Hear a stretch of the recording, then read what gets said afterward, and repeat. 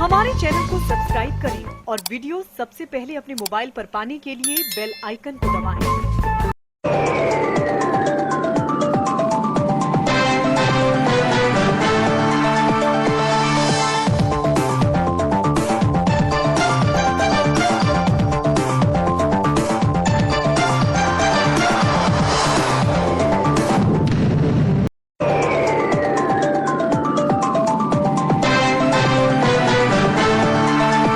नमस्कार, मैं हूं अनिल वर्मा से। कल रात के 10 बजे है और ये समय है बिग बुलेटिन का।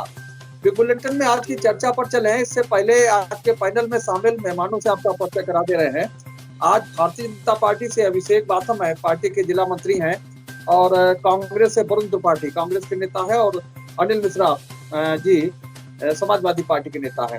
तो ये पैनल है आज की इस डिबेट का। पिछले दिनों मुख्तार अंसारी के बड़े भाई शिवम तुल्ला समाजवादी पार्टी में शामिल हुए हैं, और जब से शिवम तुल्ला की वापसी हुई है समाजवादी पार्टी में, तब से सियासत के बाजार गर्म है।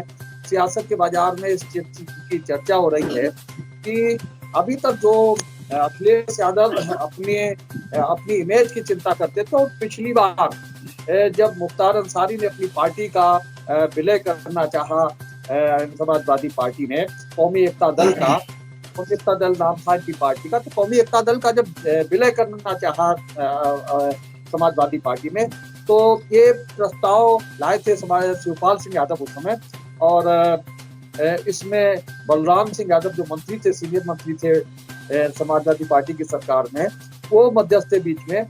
तो उसके बाद में स्थिति हुई थी कि अखिलेश यादव ने इस पूरे समझौते को रद्द कर दिया था, और इसी मुद्दे पर अखिलेश यादव और शिवपाल यादव दो पार्टियों वोटों में बट गई थी समाजवादी पार्टी। बलराम यादव को बर्खास्त कर दिया गया था मंत्रिमंडल से, इसी मुद्दे पर कि मुख्तार अंसारी का जो कौमी एकता दल है उसका विलय करने का फैसला शिवपाल सिंह यादव ने कर दिया था। लेकिन अब जब जैसे जैसे समय बदल रहा है,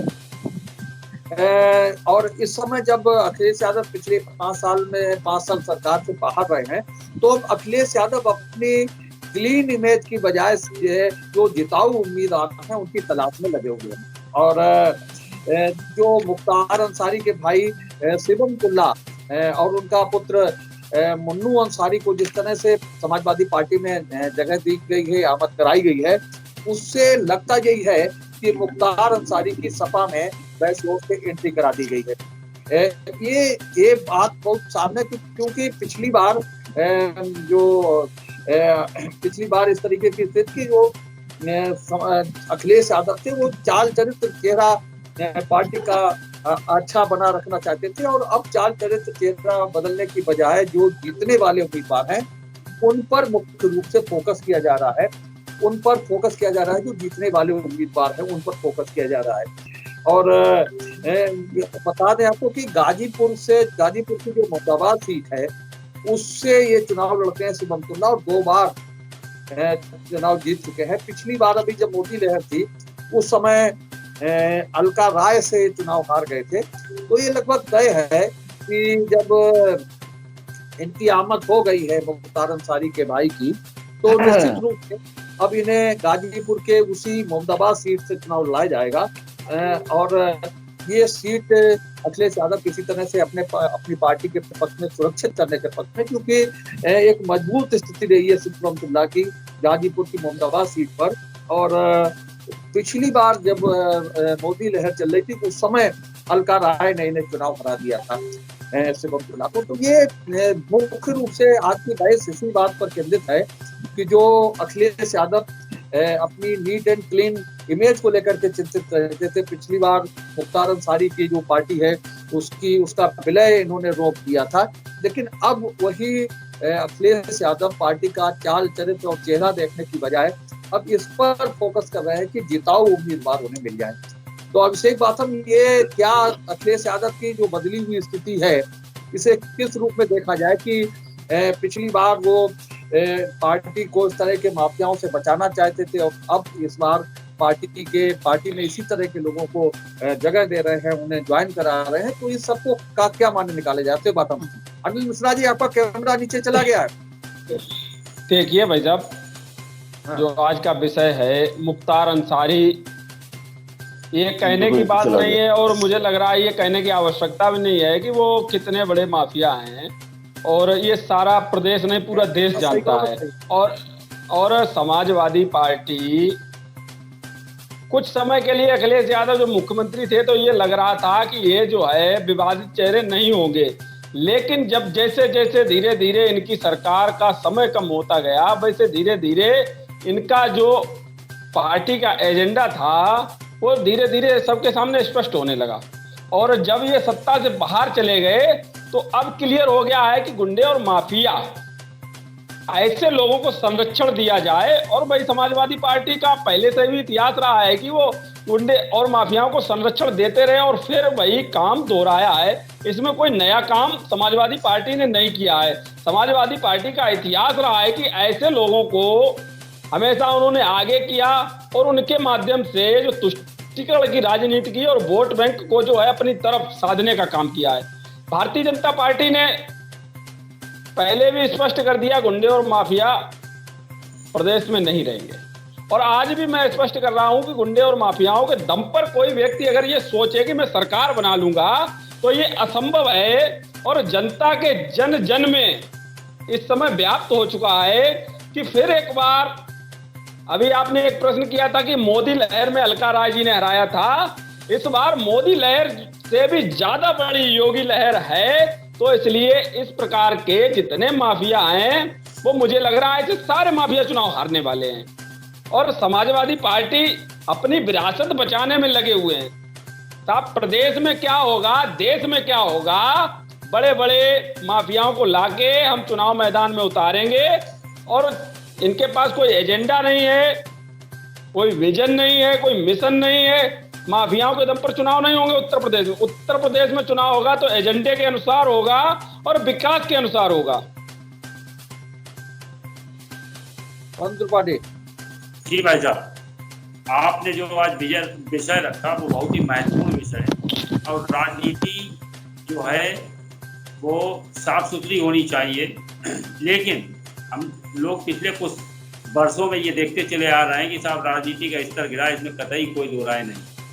स्वच्छ राजनीति के लिए सभी राजनीतिक पार्टियों को आगे बढ़ के आना चाहिए। और वर्तमान में जिस तरीके से प्रदेश में भाजपा की सरकार है, सबसे पहले पहल वर्तमान भाजपा को प्रदेश में और देश में करनी चाहिए। और जहाँ तक रही सपा की बात, तो इसमें कतई कोई मतलब गलत बात नहीं है कि पिछली जहाँ तक जो सपा की सरकार रही तो वो कहीं ना कहीं साफ सुथरी और स्वच्छ राजनीति वाली रही। लेकिन वर्तमान में सपा का भी स्तर गिरा है। जिस तरीके से इन्होंने मुख्तार अंसारी के भाई को साहब पार्टी ज्वाइन कराई, तो आप ये देखिए कि मोहम्मदाबाद सीट पे मुख्तार अंसारी का एक वर्चस्व है। और जिस तरीके से पूर्व में जिस तरीके से 20 यादव दूध वाले साहब इन लोगों के द्वारा साहब मारे गए, तो कहीं ना कहीं पूरे क्षेत्र में इनकी दहशत है।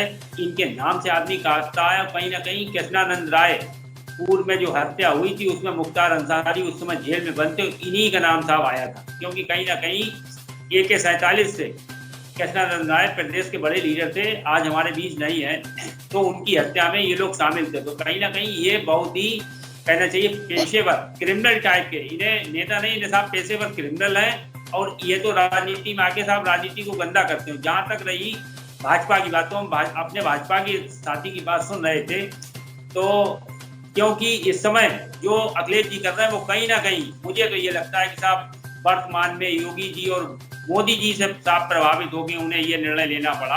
आप देखिए कोलकाता में साहब मुकुल राय हो साहब पार्टी में आप साहब ले लेते हैं। नरेश अग्रवाल जी उत्तर प्रदेश में कितना कहना चाहिए राजनीति में और हरदोई क्षेत्र में कितना वर्चस्व वाला व्यक्ति, और देखिए सेंट्रल में साहब ये लोग ज्वाइन करा लेते हैं। योगी जी स्वयं में साहब उनके ऊपर पूर्व में कितने मुकदमे दर्ज हैं।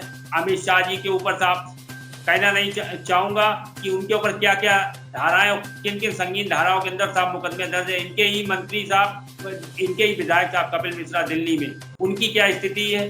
साउथ में साहब रेड्डी बंधु एक नहीं हम 50 नाम प्रदेश से लेकर देश के सेंट्रल के मंच पे आप साहब गिना सकते हैं। तो कहीं ना कहीं इनकी बातों में कथनी और करनी में अंतर है, और उसी तरीके का कहीं ना कहीं अनुसरण हमारे अखिलेश जी कर रहे हैं, क्योंकि उन्हें भी लगता है कि हमें जिताऊ प्रत्याशी मिल जाएंगे साहब, हम 2022 में सरकार बना लेंगे।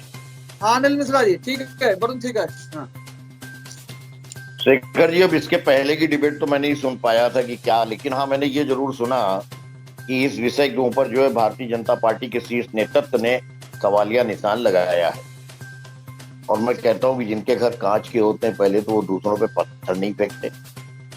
जो सवालिया निशान आप लगाने की बात कर रहे हैं उससे बढ़ करके कितने सवालिया निशानों से आपका चेहरा दागदार हो चुका है।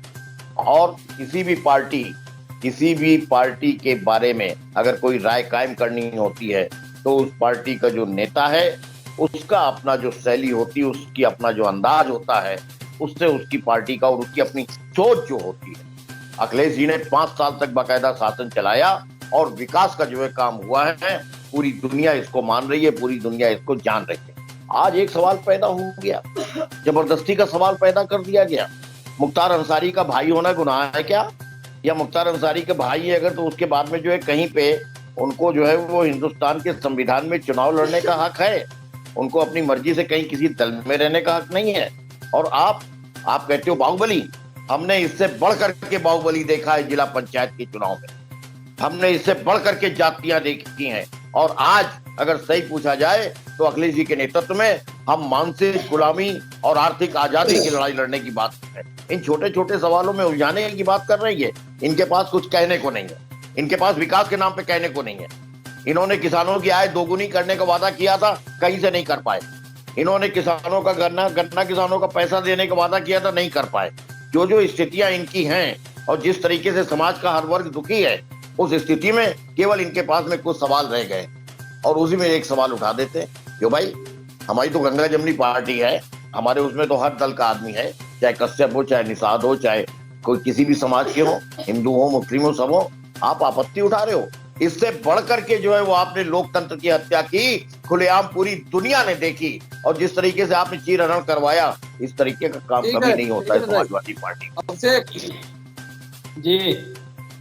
बड़े आसानी से जो है आरोप लगा रहे थे, और कांग्रेस के प्रवक्ता महोदय से मैं कहना चाहूंगा कि वो अपना स्टैंड क्लियर करें कि वो समाजवादी पार्टी के प्रवक्ता है या कांग्रेस के। पहले तो कि जब वो अपना वक्तव्य देते हैं तो वो कांग्रेस के कम, समाजवादी पार्टी के ज्यादा प्रवक्ता मालूम पड़ते हैं। दूसरी चीज, ये चुनाव आज आप पब्लिक और क्षेत्र में निकलिए तो पब्लिक एक चीज कहती है कि साहब उन सारी सरकारों से ये साहब सरकार बहुत अच्छी है, आज हम सुरक्षित घूम रहे हैं। क्या परिस्थितियां थी कि लोग घर से निकलते थे, बहन और बेटियों के साथ जो है लूट हो जाती थी। व्यापारी जब घर से निकलता था, व्यापारी जब व्यापार करके अपना पैसा लेकर घर आता था तो रास्ते में उसके साथ लूट हो जाती थी। आज ऐसे सारे लोग सुरक्षित हैं। और बात किसानों की होती, किसानों के साथ कितनी जातियां की गई हैं समाजवादी पार्टी की सरकार रहते हुए, ये किसी से छुपा नहीं है। उत्तर प्रदेश की स्थिति क्या थी कि जंगल राज बना दिया था। उत्तर प्रदेश में व्यापारी आना नहीं चाहता था, उत्तर प्रदेश में बहन बेटियां अपने आप को सुरक्षित नहीं समझ रही थी। और उसके बाद समाजवादी पार्टी आज उन्हीं गुंडे माफियाओं को संरक्षण देकर और पुनः सरकार में वापसी की बात करती है। ये असंभव है। और उत्तर प्रदेश की जनता ने स्वीकार कर लिया है कि अब एक ही विकल्प है, वो है भारतीय जनता पार्टी, कोई विकल्प नहीं है। योगी जी ने जो अभी तक जितने साहसिक कदम उठाए हैं, गुंडे और माफियाओं की जो संपत्ति जब्त की है, ऐसा अभी तक किसी सरकार ने नहीं किया। और मुझे लग रहा है इतनी दृढ़ इच्छा शक्ति रखने वाला व्यक्ति भी जो है भारतीय जनता पार्टी में ही हो सकता है, अन्य किसी पार्टी में नहीं होता है। हमारी पार्टी के जो है एक मुख्यमंत्री रहे आदरणीय बाबू कल्याण सिंह जी,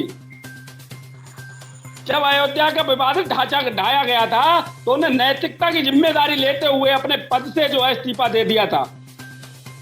हमारे पास जो है बहुत हमारे पार्टी में त्याग करने वाले लोग हैं, ये अन्य पार्टियों में नहीं है। अब समाजवादी पार्टी के लोग यहाँ बैठे हैं, बता दें इनका कोई बीडीसी समाज हित में अगर अपना इस्तीफा दे दे, कोई सिंगल व्यक्ति नहीं निकलेगा समाजवादी पार्टी के पास जो समाज हित में अपने बीडीसी को जो है पद से त्याग पत्र दे दे। हाँ बोलो जी भाई साहब, देखिए इन्होंने कहा कि साहब त्याग करने वाले हमारी पार्टी में, हाँ बिल्कुल सही कहा।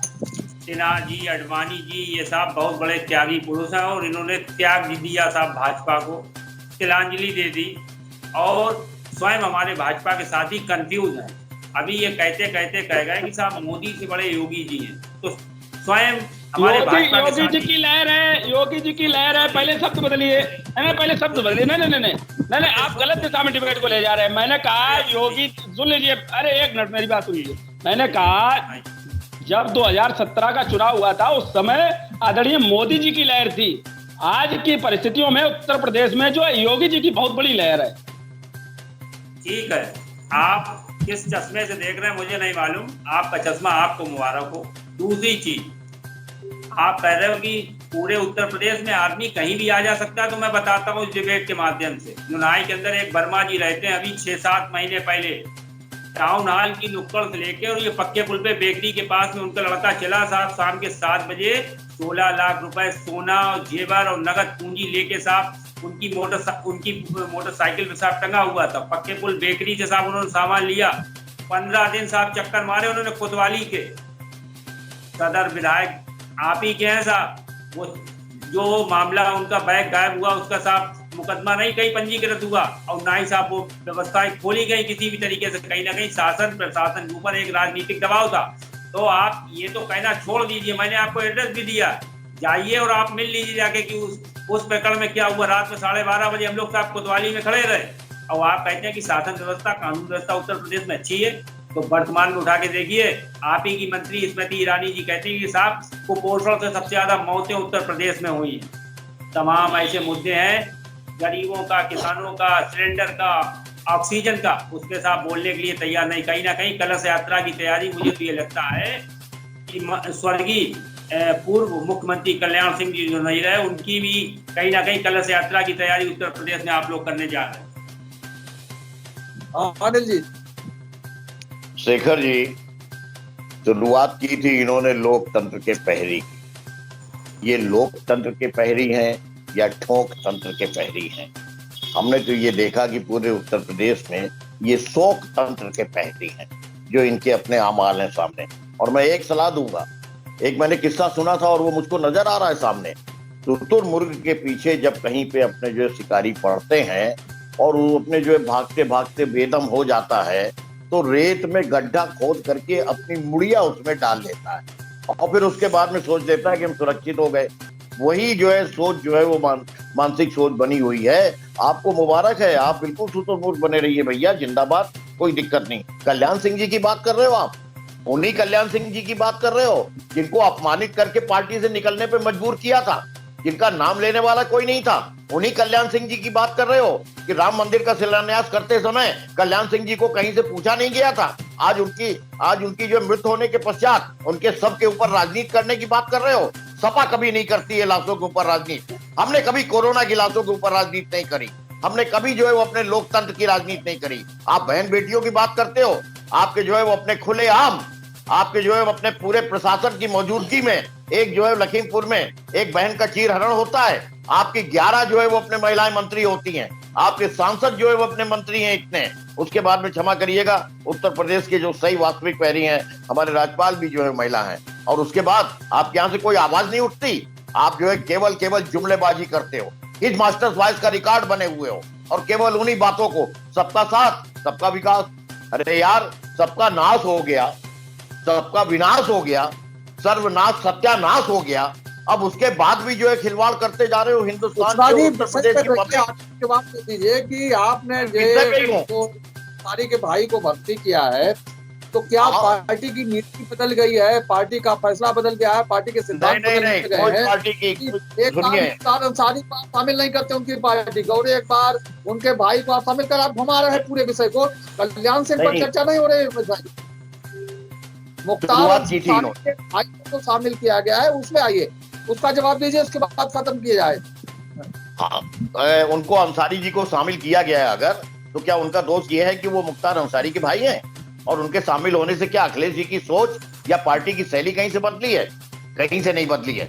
हमारी सोच है और हमारा जो है लक्ष्य है विकास का, और वही विकास का लक्ष्य लेकर के हम लड़ रहे हैं और अखिलेश जी के नेतृत्व में हम चुनाव लड़ रहे हैं। चलिए आज की बुलेटिन की इस बहस को यहीं समाप्त कर रहे हैं। आज की बहस में भाग लेने के लिए अनिल मिश्रा जी का, अभिषेक का और वरुण त्रिपाठी का बहुत बहुत धन्यवाद। हम कल फिर मिलेंगे एक नई बहस को लेकर, एक नए विषय को लेकर के। तब तक के लिए इजाजत दीजिए। शुभ रात्रि। शुभ रात्रि। सभी को उम्मीद है आपको हमारा ये वीडियो, ये खबर पसंद आई होगी। आप इसे लाइक करिए, अपने दोस्तों के साथ शेयर करिए और हमारे चैनल को सब्सक्राइब करिए। साथ ही पास में बना घंटी वाला आइकन जरूर दबा दीजिए ताकि आप हमारी नई नई खबरों से निरंतर अपडेट होते रहें। यही निवेदन आपसे है।